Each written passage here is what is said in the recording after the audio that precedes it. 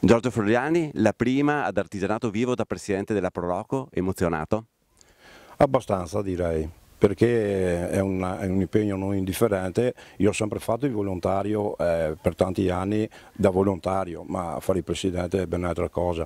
Diciamo che la responsabilità è più grossa e soprattutto gli impegni sono più grandi. Diciamo. Quest'anno sono sopraggiunte anche le norme sulla sicurezza molto stringenti, è stato difficile per voi adeguarvi? Ecco, questo è un nodo abbastanza importante. Noi abbiamo avuto difficoltà perché la normativa prevede tanti cambiamenti all'interno della nostra manifestazione e è stato ulteriormente impegnativo adeguare tutte le nostre attrezzature di tutti gli stand per renderli a norma. Di conseguenza ci ha portato via tempo e anche molta fatica, diciamo. Abbiamo un paio di novità rispetto agli anni scorsi, praticamente alle cantine Brandolini abbiamo pensato un po' anche per la questione della sicurezza, perché sul piano superiore non potevano andare più di tante persone. Faremo una mostra praticamente di pittori, scultori e altre cose.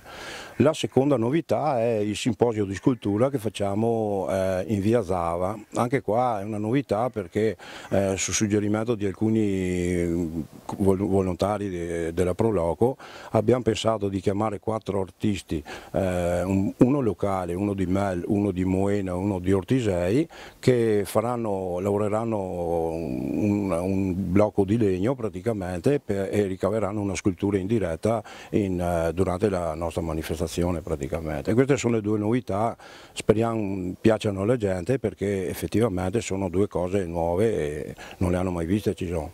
All'esercito di volontari che da oggi per 10 giorni sacrificano le ferie, cosa si sente di dire? Beh, se non ci fossero loro ovviamente Artigianato Vivo e tutte le altre manifestazioni che ci sono non esisterebbero. Io sono sempre per ringraziarli per quello che hanno fatto finora e per quello che faranno in questi giorni. Ovviamente sappiamo tutti quanto bisogno c'è di gente volontaria a Cison. Ci sarà anche qualcuno dai paesi limitrofi che ci darà una mano perché abbiamo anche dei buoni rapporti con le nostre vicinanze. Per me è una grossa emozione perché vedere da 25 anni che comunque partecipo a questa inaugurazione e di anno in anno Artigianato Vivo è cresciuto non solo per numeri ma ovviamente anche ed assolutamente per la qualità. Un plauso ai volontari perché questo è solo un merito dei volontari e dei cisonesi che mettono comunque a disposizione i loro luoghi che durante tutto il tempo dell'anno sono chiusi. Volontari che per Cison sono il valore aggiunto, sono la colonna vertebrale del nostro paese.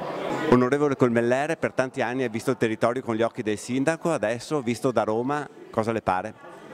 Pare ancora più bello perché da un osservatorio che è così importante come Roma, guardare al nostro territorio locale dove comunque tanti paesi rappresentano un'unica comunità fa bene e rende ancora di più orgogliosi e ci rende orgogliosi dinanzi al resto dell'Italia e noi possiamo dire di vantare quindi una manifestazione con più di 400.000 visitatori, che questo è paragonabile soltanto mi pare ad una manifestazione che si sviluppa al sud. Quindi credo che sia bello e sia anche nostro dovere continuare a supportare questo tipo di iniziative che vanno a sostegno del Made in Italy perché rappresentano la nostra identità, la nostra storia, la nostra cultura, ma soprattutto la nostra comunità.